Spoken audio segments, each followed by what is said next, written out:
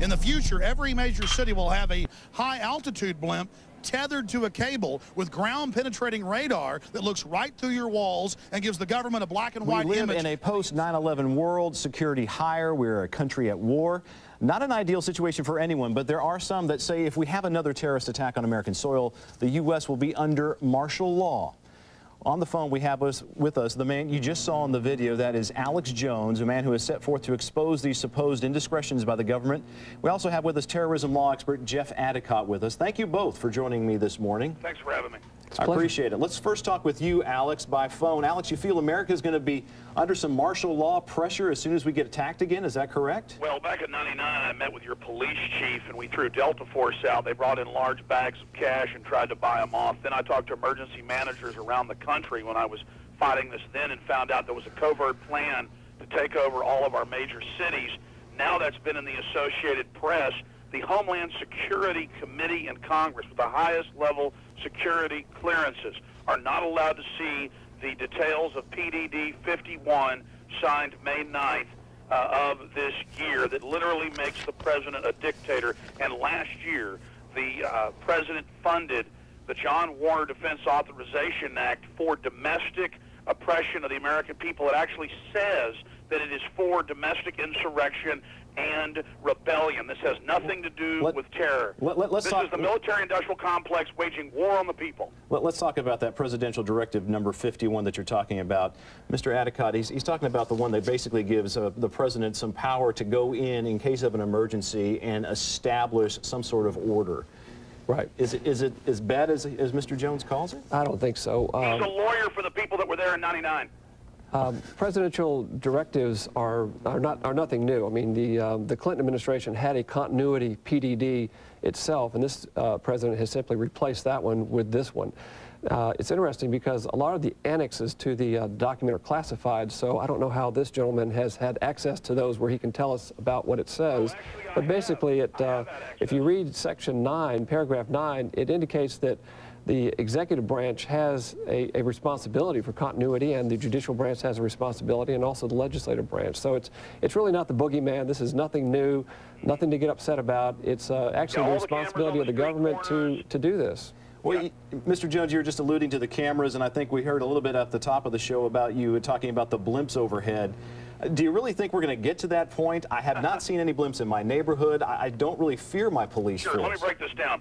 That is a Pentagon announcement of 2004, and they do now have them over D.C., L.A., and other areas. And yes, they are mounting high-altitude blimps. These are so high you can't even see them without a telescope, or at night you can see them because of the atmosphere and the sun going over the edge. But I already have Google, I can actually Google my own home, you know, and check out my home. Listen. You know, Mr. Adicott's not stupid. I looked into him, okay, and he knows what he's doing. We have the memos written by John Yoo and the Attorney General, Alberto Gonzalez, saying they can torture children with pliers, that the president says that with pliers. It says the president is above the law and that all law flows from him. And in PDD 51, he is saying he is in command of continuity of government. And then Congress was able to obviously he is in command. That's what the executive does. All the administrative agencies are under the executive branch.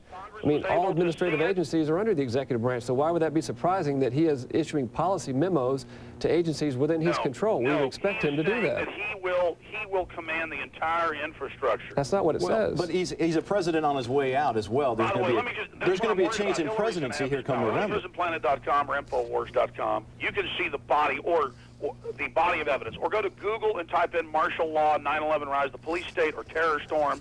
You can watch my films for free. I have a better idea. You could go to Google and pull up PDD 51 and read it for yourself. And read paragraph 9, which talks about the responsibility of each branch of government and not an executive takeover. Why don't you remember the 4 members of the Homeland Security Committee in Congress who have been able to see part of it and then want to see the classified areas because they're saying that it looks like it's a martial law plan. That's members of Congress, and Adicott, you're counting on folks not going and seeing what the AP and the Oregonians and others had to say about it. Mr. Jones, does the mentality or what Mr. Jones is pushing here, does it incite maybe us? Is it a fear-mongering thing, or does he have some validity to his points? Well, obviously, in time of conflict, and we are definitely in a conflict with Al-Qaeda. I mean, they want to kill tens of thousands of Americans if they can. That's a fact. And our government has a responsibility to protect its citizens. But I think Mr. Jones is correct in that has to be balanced against civil liberties. And where you draw that line is something that we need debated. And I think voices like his are important, but we need to put them in context. I mean, you need to look at the facts, take a deep breath, and make up your own mind. But certainly, you know, this is America. You have the right to say what you want to say. Mr. Adicott. You have a right to your own opinion, but you don't have a right to your own facts. And I think that's the case you see here. You know what? I can prove my facts. We have members of Congress who are concerned about this. We have Republican and Democratic, liberal and conservative top lawyers across the country saying this country's going into martial law. Bob Woodward last year was in San Antonio and said he thinks we're going into a dictatorship. That was in the front of the newspaper. I'm not the only one that's worried about this. By the way, the borders are still wide open, but the American people are being harassed and controlled. We have the federal documents. And by the way, Adicott, if you want to come debate me for an hour, I'll be on the radio on KLBJ today for 2 hours. What are you doing? We are talking with Alex Jones from INFOWARS.com about the changes here in America, and he believes we're changing into a police state. And also joining me is Dr. Jeff Adicott. He is our expert on terrorism law, and we thank you both for joining us. We're kind of continuing our conversation. Alex, you've got some films out there. You go to protests and you complain we're gearing up for this police state because you say cops are swarming the streets with guns. These are huge protests like the one we just saw you in New York during the Republican National Convention. Of course, there's some increased police presence in New York after it being attacked, but do you honestly think that we're getting to a place in time where nobody's going to have any freedom to do what they actually want to do? Yes, people are being arrested coast to coast for peacefully protesting or demonstrating. New York has banned independent news cameras on the streets. Some of my cameramen have now been arrested and told that they're terrorists for having video cameras all over the place. We have neocons. A top neocon in the Philadelphia News said we need another 9/11 so they can get their bigger police state out. That's been a big national controversy the last few days. Alex, let's talk about that because, and Jeff, maybe you can Sure. add some to this. We haven't had another 9/11, and is it perhaps because of the fact that we've taken some of the precautions that Mr. Jones is talking about that he does not like? Well, you got to look at it from the representative democracy. All three branches of our government have become very involved in this war on terror. Congress has taken a number of significant steps. The Military Commission Act is just the latest, probably one of the latest and the largest steps that they've taken. The president clearly believes that we're in a state of war. The Constitution gives him that authority as a commander-in-chief, and our Supreme Court generally has upheld the policies of the administration and of the Congress. So it's not, you know, it's not one branch that is engaged in a conspiracy. It's all three branches of the government believe that we're in a state of conflict.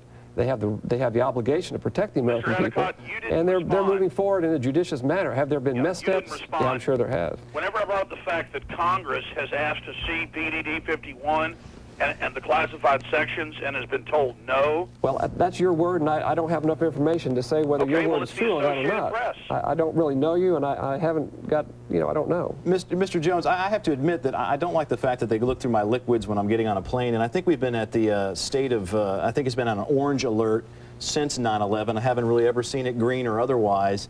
Are you thinking that this point that we're reaching is going to make America not America anymore? Well, yeah, let me just, yes, we're seeing the fall of the Republic, the death of the Republic. Right here in front of me, here's the Oregonian. White House denies Congressman's request to see continuity of government plans.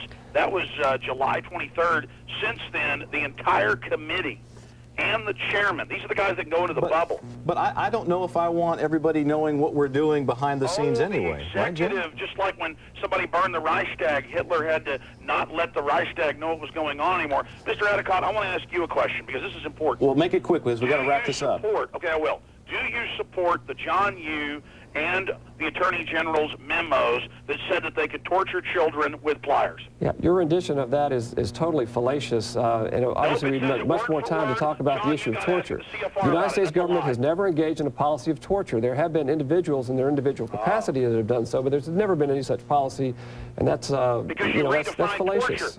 In the memo. It's fallacious. I want to thank you, Mr. Jones, for joining us by phone. PrisonPlanet.com is the website. We're losing our republic. We've got to fight these enemies that have taken over our military and our government. We've got to defend the republic. We thank you for your time, Mr. Jones, and thank you, Jeff, for being here with us today. Okay, we're getting